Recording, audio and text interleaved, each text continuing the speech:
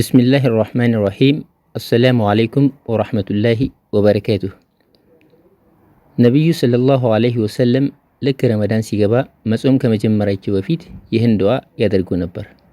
እንዲህም ይላሉ፣ አላሁመ አድኺልሁ ዐለይና ቢልአምኒ ወልኢማን ወሰላመቲ ወልኢስላም ወጅዋሪን ሚነ ሸይጧን ወሪድዋንን ሚነ ራሕማን። ስለዚህ እቺን ዱዓ በማድረግ ረመዳንን እንቀበል። ረመዳኑል ሙባረክ ኩሉ ዓም ወአንቱም ቢኸይር።